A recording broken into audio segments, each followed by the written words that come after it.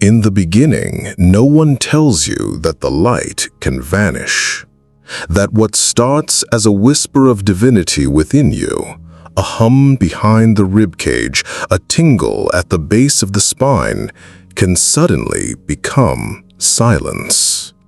This is not the silence of peace, it is the silence of exile. And so begins the dark night of the soul.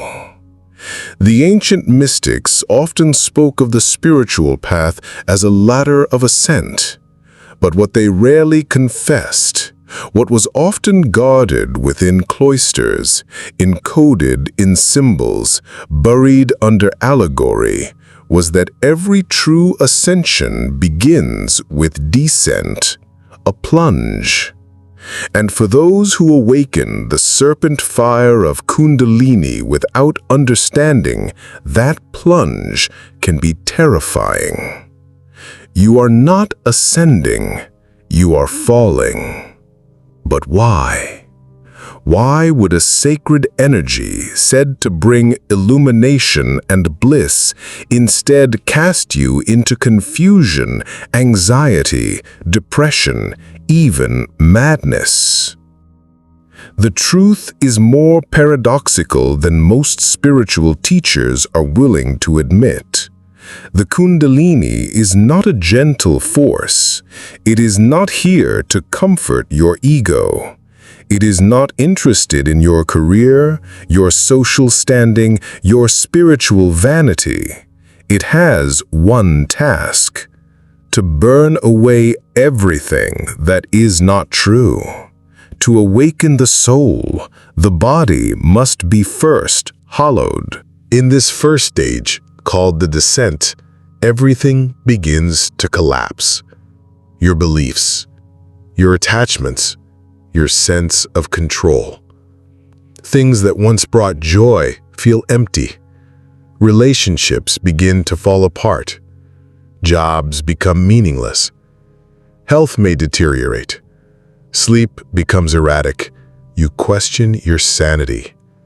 Panic attacks, emotional breakdowns, existential dread. These are not signs of failure. They are symptoms of the soul preparing for surgery. This is where many people turn back, or numb themselves, or are told they need fixing. But in truth, the symptoms are not the sickness. They are the cracking of the shell. You are molting. Like a snake shedding its skin, your old identity cannot hold the new frequency beginning to surge within you. This is not a metaphor. Physically, the nervous system begins to change. You might feel electricity up and down the spine, heat radiating in the limbs, buzzing in the crown or at the third eye, digestive disruption, vertigo. Dreams become lucid, intense, even prophetic. You might feel as though you are dying, and in a sense, you are. Not the body, but the persona, the conditioned self, the mask.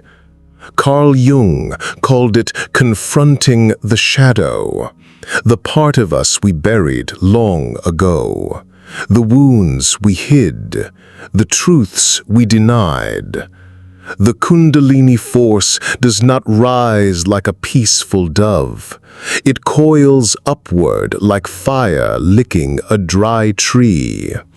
It moves with intelligence, and it knows where you are most afraid to go. That is exactly where it leads you. This is where modern culture fails the initiate. We are taught to seek comfort, not confrontation. But initiation is not a massage. It is a rupture. The dark night comes when the inner light that once guided you disappears. Your prayers feel unanswered. Meditation turns to static. The divine becomes a ghost. You are alone, but you are not abandoned. Every mystic knows this phase. St. John of the Cross wrote, "In the dark night of the soul, bright flows the river of God." It is in the absence of light that the truest fire is born.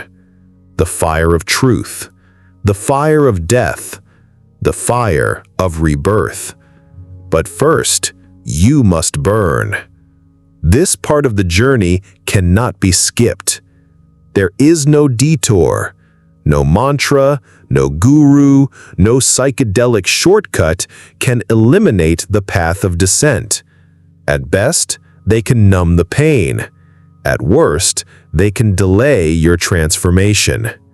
You must face the cave, and the cave is within you. What lives in the cave? Your shame, your rage, your grief, your loneliness. All the parts of you that have waited decades for your gaze. The Kundalini wakes them up, not to torment you, but to give you the chance to embrace them. Because only through the embrace of your shadow does the serpent begin to move upward, not to escape darkness, but to integrate it. And so, the light fails, so that you may finally see what glows in the dark, your soul.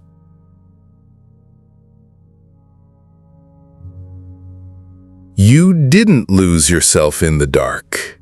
You lost the illusion of who you thought you were in the light. It starts not with a scream, but with silence. After the first flicker of awakening, after the shadows stir and the serpent stretches, you expect clarity, peace, power, a new identity. But instead, you get unraveling.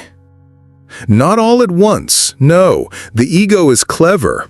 It doesn't vanish in daylight. It burns in phases, peeling away like old layers of skin, each one screaming, "I am you," as it goes. This is not the blissful serpent of yoga studio posters.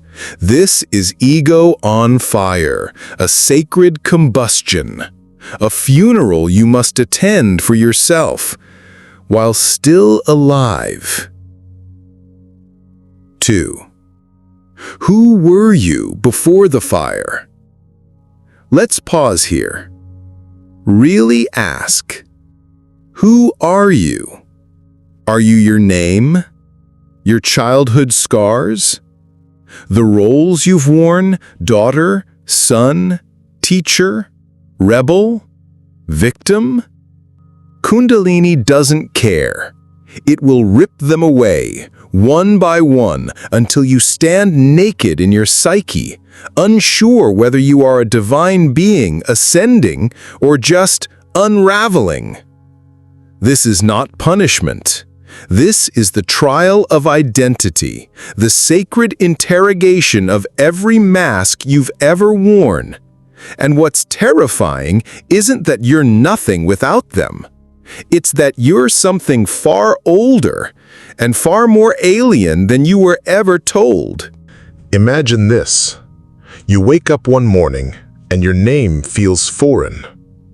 You stare into the mirror and your eyes look familiar, but who's behind them? You try to explain this to someone. They say you're depressed or anxious or dissociating. Maybe you are. Or maybe you're standing in the courtroom of the soul, and Kundalini is the judge, the jury, and the executioner of all your false identities. It will cross-examine your trauma. It will subpoena your childhood wounds. It will throw your spiritual ego on the stand and demand, do you believe in love because it's real, or because you fear being alone? This isn't gentle. It's sacred violence, and you must learn to sit in it without running. During this trial, ancient archetypes reawaken, roles you never chose but inherited from collective memory. The martyr who thinks suffering equals purity. The savior who needs to fix others to avoid fixing self. The victim who uses pain as a personality.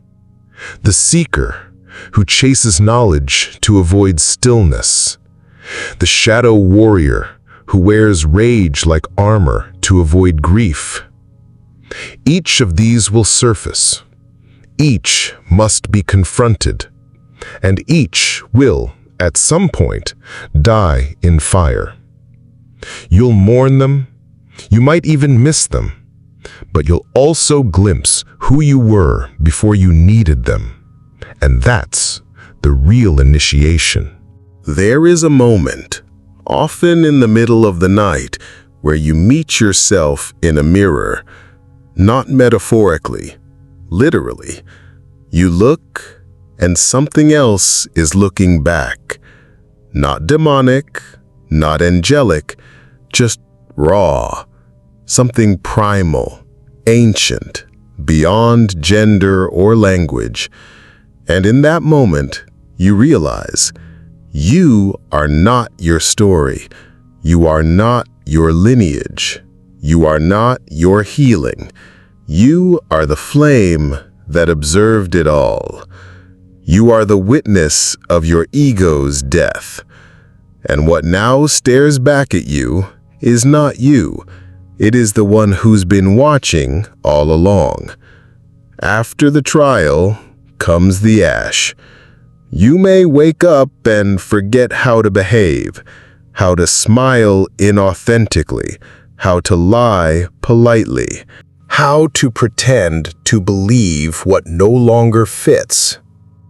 This can alienate people. Friends may fall away. Family may say you've changed. Spiritual communities might accuse you of heresy.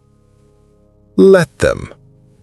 The fire was never meant to keep you comfortable. It was meant to free you. And now, in this space of ash, you can begin to feel something strange.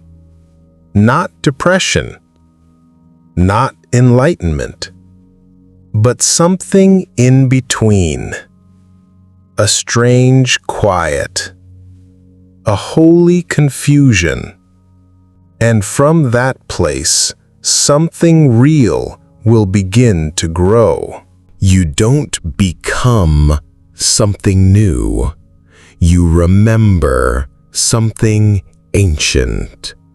Not a persona, but a frequency that only you can emit into the cosmos. This is your soul signature. This is the identity you cannot lose, because it was never built. It was always there, beneath the masks, beneath the traumas, beneath the light you tried to wear. It is not beautiful in the way society sells beauty. It is terrifying in its honesty, but it is you, and it burns. In the end, the ego didn't fail. It simply reached its expiration date. Its structures collapsed because you outgrew them. And what replaced them wasn't perfection, it was authenticity. This fire, this agonizing, glorious trial of ego death is not a punishment. It is the medicine, a deep sacrament, a sacred arson. It was never about becoming divine. It was about burning away everything that convinced you weren't already. So if you find yourself lost, if the world no longer makes sense, if your identity feels like smoke, Smile. You're not broken. You're just on fire, and it's the best thing that could ever happen to you. Kundalini isn't just the serpent of light. She is the flame that burns false gods from your altar. Let her.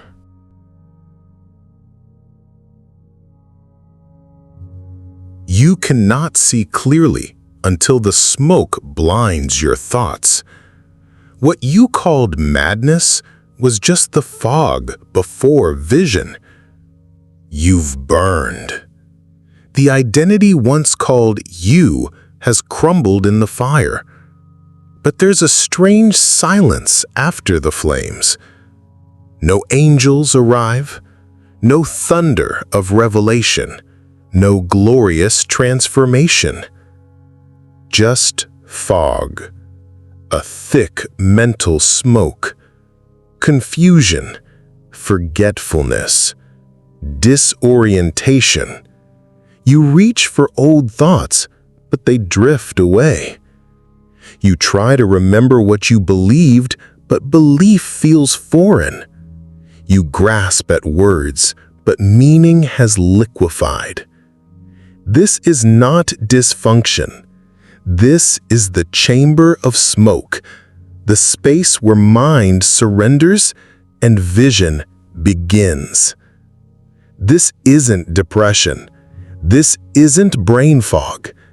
This isn't a bad trip. This is the sacred forgetting. The mind, so used to patterns, to language, to logic, can no longer keep up. And so it shuts down its dominance, not out of weakness, but out of reverence. Because something older is waking up. This is the space between thoughts, the interval where the soul breathes. And yes, it is terrifying, because without the mind, who's driving? You might feel like you're going insane. You hear things. You feel presences. You remember moments that never happened or that didn't happen to you. Your dreams bleed into waking life. Time dissolves. Words bend. You search for anchors, but the ocean laughs. This is what mystics called the cloud of unknowing, a sacred psychosis, a divine madness.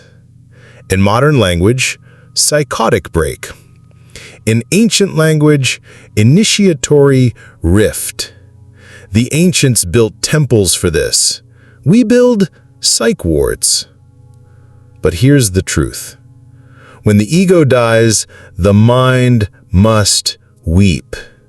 And in its grief, vision sneaks in through the cracks. Why smoke? Why do so many initiations, shamanic, mystical, ancestral, begin in smoke? Because smoke obscures, but also reveals. It breaks the dominance of sight. It disables logic. It bends space. And it forces you to feel, not with your hands, with your bones. Smoke is the spirit's veil. It hides what you can't yet bear, but it carries scent, memory, dream, through time and space. In the chamber of smoke, reality melts so that truth can breathe. Here, language returns, but in a different form, not in sentences, in symbols.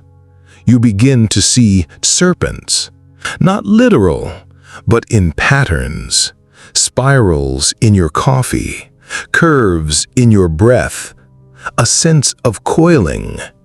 You see eyes, in clouds, in trees, In mirrors, you begin to hear whispers, not from outside, from inside. This isn't hallucination. This is the language of the right hemisphere, the soul's dialect. It's non-linear. It's terrifying. It's beautiful. And it's realer than real, but only if you stop trying to make sense of it. Because the moment you chase meaning, it vanishes. In this fog, your spiritual practices may stop working. Meditation, useless. Breathwork feels hollow. Affirmations, meaningless. You feel abandoned, even by the sacred, but you're not. Your soul has taken away the map because it's trying to hand you a compass. A compass doesn't tell you where. It tells you how to move. And in this chamber, movement is the medicine.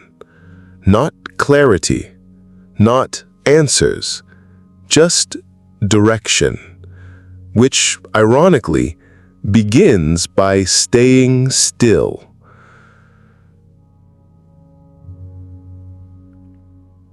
There will come a night, quiet, strange, where you finally surrender. You stop chasing truth. You stop fearing the madness. You stop trying to understand. And in that moment, a shape forms, maybe behind your eyes, maybe in a dream, maybe in the smoke curling from a candle. But it's not just a vision, it's remembrance. You are not seeing something new. You are remembering how to see. The eyes of your ancestors flicker open inside you, not metaphorically, biologically. This is the return of symbolic vision, a way of perceiving not with thought, but with resonance. You don't interpret, you inhabit. And finally, you breathe again. Here's the final lesson of the Chamber of Smoke. The mind was never your master. It was your servant. But society crowned it king. Religion made it priest. Education built it a throne. So Kundalini burned the throne, filled the chamber with smoke. And when you finally crawled on your hands and knees, eyes burning, vision shaking, you saw that the mind was never evil. It was just misused. Now it becomes what it was always meant to be, a bridge between the unseeable and the seen, between frequency and form, between vision and voice. When the smoke lifts, the world is the same. But you aren't. You don't walk through life the same way. You listen more. You speak less. You feel beneath the words. You stop trying to manifest. You start trying to cohere. People might call you quiet, but inside, you're thunder. You've seen the chamber. You've learned to be blind. And now, you can truly see. Final whisper. Vision isn't clarity. Vision is resonance. And smoke was the teacher.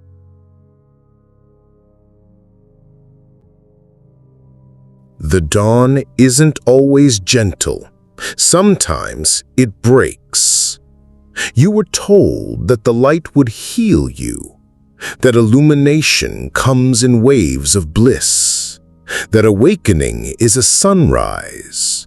But no one told you what happens when the sun rises too fast. No one told you about the crack. It's the sound of your inner sky splitting, not metaphorically, viscerally. After the smoke clears, vision returns, but not as clarity, as overload. Colors become piercing, sounds are sharp, people's eyes feel like open flames. And the worst part? Truth floods in too quickly. All at once you remember the pain you buried, the roles you played, the soul contracts you never signed but lived anyway, and it hits you like lightning. Not revelation, electrocution. Kundalini isn't your therapist. It doesn't care about pacing. It is alive. And once it moves on its own terms. You might beg for mercy, for time to integrate, for silence. But the serpent has already risen. The circuitry is live. The temple is ablaze. What you called light is not warmth. It is voltage. And every part of you that isn't ready gets burned. This is when many spiritual seekers break.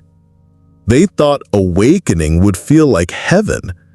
Instead, it feels like schizophrenia. You can't sleep, or you sleep too much. You can't eat, or you eat compulsively. You feel other people's emotions, or you feel nothing. Your body shivers in meditation. Your thoughts run loops. Your dreams are violent. Your nervous system is in rebellion. Why? Because light is information.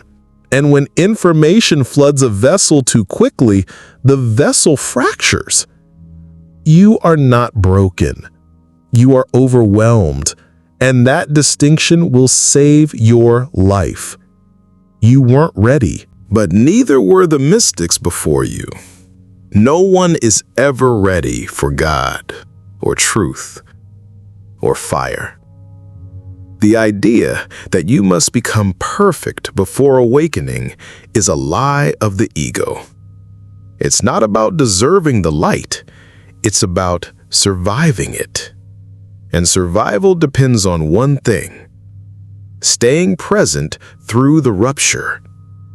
Not escaping, not fixing, not bypassing, but breathing into the voltage until your system recalibrates. You are not meant to dissolve. You are meant to reform. But reforming begins in the crack. Here are the signs: hypersensitivity to light, sound, smell, spontaneous movements or muscle tremors, anxiety without cause, emotional whiplash, bliss to dread, pressure in the head, spine, or heart, visions you can't explain, precognition, and above all, overwhelm. Doctors might call it psychosis. Healers might call it ascension. But what it really is? Decompression from divine contact. The body trying to process infinite voltage in a finite nervous system. This is when the real work begins. Not the chanting, not the rituals, the stabilizing. Learning to be in your body again. Drinking water, eating grounding foods, walking barefoot, talking to real people, not just guides. Saying, I don't understand what's happening, but I'm here, I'm staying. Because presence is your anchor. And integration is not glamorous, it's cellular. You are not becoming enlightened, you are becoming whole. And wholeness takes time. What if the cracking sky wasn't a failure? What if it was a birth canal? What if the pressure, the overwhelm, the lightning in your skull were not signs of collapse, but re-entry? Re-entry into reality, but not as you knew it.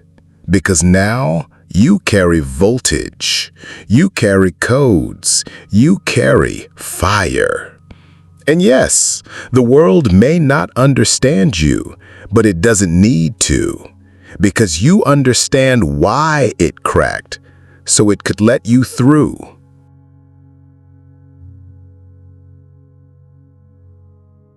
What if the being you fear most is not some external force, but the version of you that was never allowed to speak? There comes a moment in the Kundalini descent, not the rise, when the seeker encounters the mirror. But this is not glass.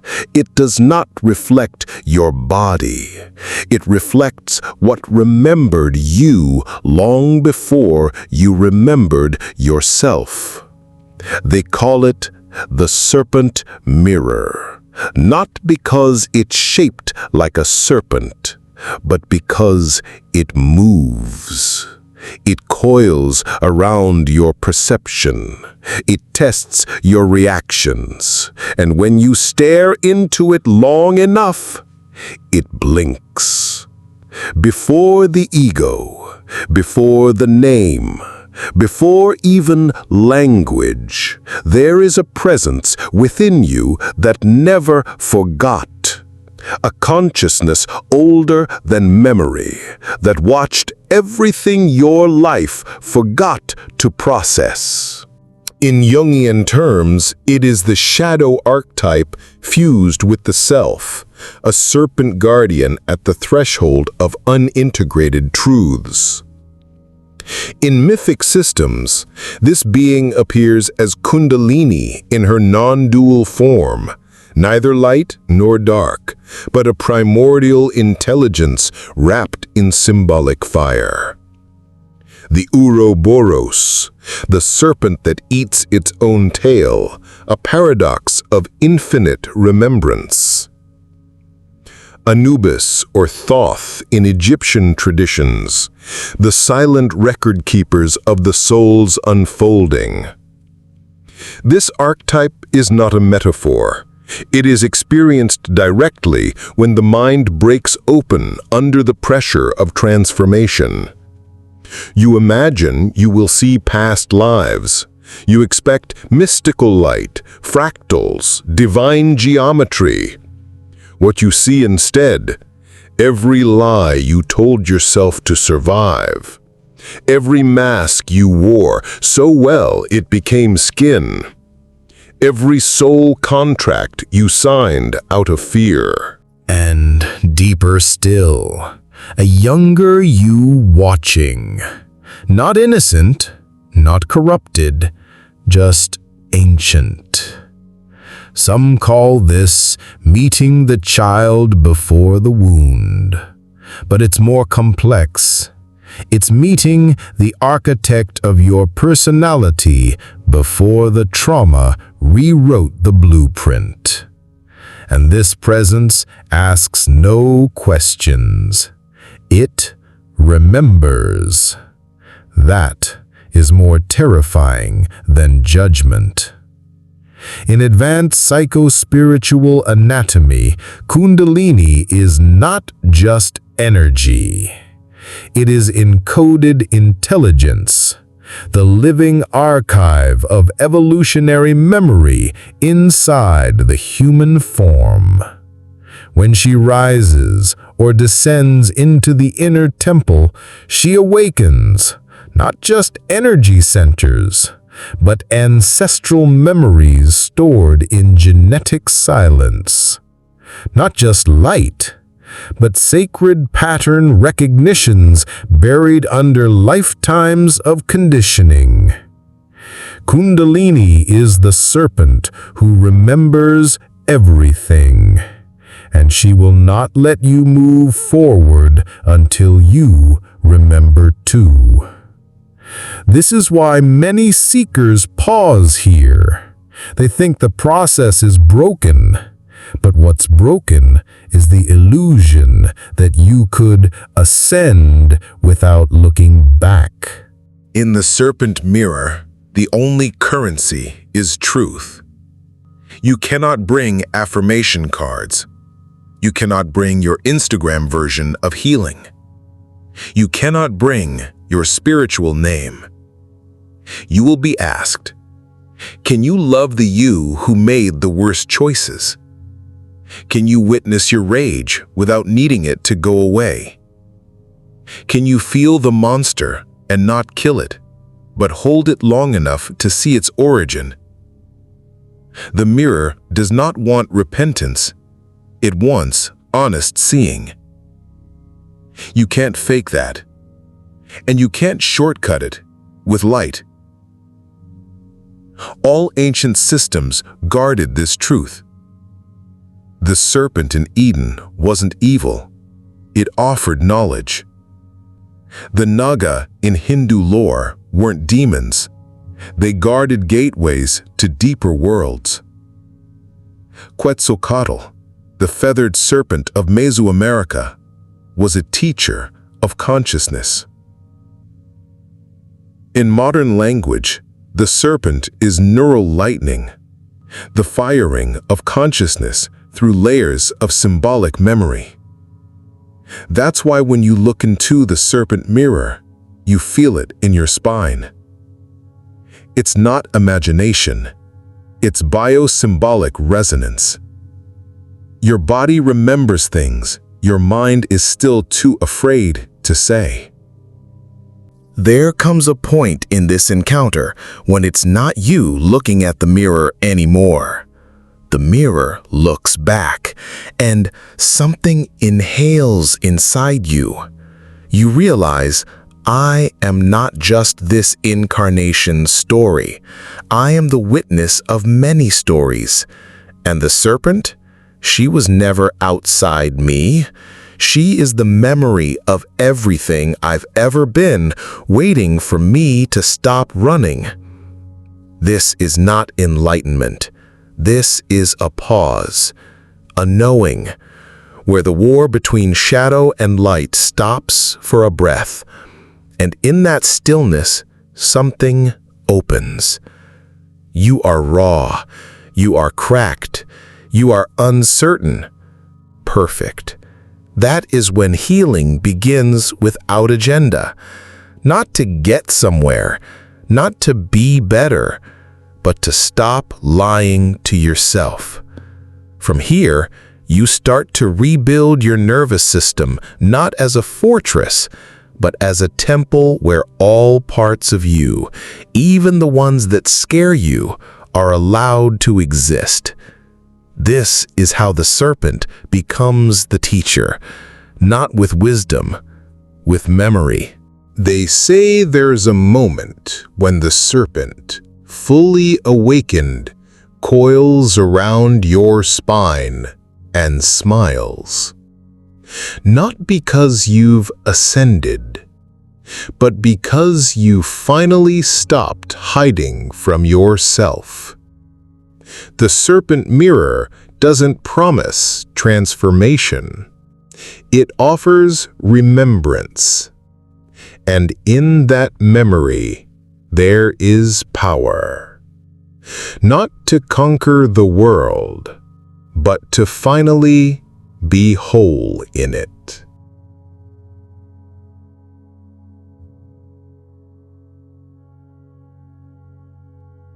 There's a silence that follows the storm, a stillness not of peace, but of something that no longer needs to speak. You've survived the descent. The ego has cracked. The mirror has breathed. And what's left is not triumph, It is emptiness, but not the emptiness of loss. It is the clearing before something ancient and luminous returns. The light, not as escape, not as reward, but as something that never left. Because the light beyond destruction is not what you think it is. It doesn't blind. It remembers. The mistake we often make is thinking that illumination feels like ecstasy, that it's always blissful, serene, glowing. But the truth? Illumination feels like nothing because there's no one left to label it. When you've passed through every identity, mother, warrior, victim, healer, savior, even seeker, what's left is not a personality. It's a field of awareness so spacious that even your thoughts echo like whispers in a canyon. In this state, light is not seen, it is remembered, like a language you spoke before incarnation. The fire that destroyed you, ego, persona, narrative, didn't destroy your essence. It destroyed the illusion of separation. And in the smoldering wreckage, something rises, a new neural architecture, rewired through symbolic death, a rewoven electromagnetic field pulsing with clarity, not drama, an intuitive sense of wholeness, not based on healing, but truth without distortion. In biological terms, you've regulated your nervous system to hold paradox. In spiritual terms, you've become a temple where shadow and light live without war. Let's break the fantasy. The light is not an external force descending to save you, a divine voice speaking in riddles, a dopamine high from mantra and meditation. The light is a frequency that can only emerge after honesty, a tone that vibrates through your cellular memory when all resistance has dissolved, a silence that teaches more than any voice ever could. You don't chase it, you become compatible with it. That's why the light doesn't come before destruction. It waits behind the veil until the self is empty enough to receive it without distortion. In nearly all traditions, Egyptian, Vedic, Andean, African, light was not just symbolic, it was sacred technology. In Kemet, the solar disk, Aten, was the eye of consciousness. In Vedas, Surya was not just the sun, he was the witness within. In Peru, Inti was the source of life and memory, not just warmth. Why? Because they understood what modern minds forget. The light we see is not the same as the light we are. Once Kundalini has burned through the illusions, you begin to feel that solar resonance within the bones. The serpent becomes the ray, the darkness becomes the lens, and illumination is reclaimed, not granted. You descend into the fire thinking you will come back better, stronger, more enlightened. But that's the ego's desire. The real return is different. You come back quieter, slower, less interested in explaining yourself, more willing to listen, even to silence.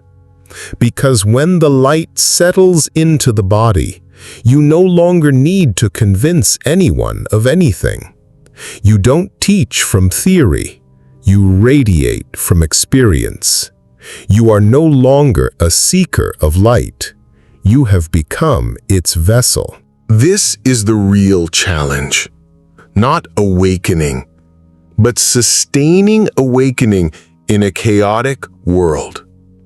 The fire has cleansed you, but how do you now walk in society which still fears it? Here's what integration looks like. You speak less, but when you do, it lands deeply. You act slower, but every action feels aligned. You no longer react. You respond with the whole field of your being. You don't seek tribe, you become sanctuary. You are no longer looking for permission. You are remembering ancient agreements. This is not spiritual superiority. It is nervous system sovereignty. The final teaching of this journey isn't mystical. It's deeply human. Wholeness is not about becoming perfect. It's about giving yourself permission to be all of you forever. Kundalini is not just an energy. She is the invitation back into unfiltered aliveness. And the light? It is not the destination. It is the reveal, the remembering of what was always waiting, once you were willing to burn. If you are reading this and feel like you're still in the dark night, this is for you. You are not broken. You are becoming coherent. The pain is not failure. It is refinement. The fire you fear will not destroy you. It will destroy who you are not. And when the ashes settle, you will feel it. A breath, a tone, a stillness. That's the light, not to escape you, but to finally return to the one who was never lost, to you.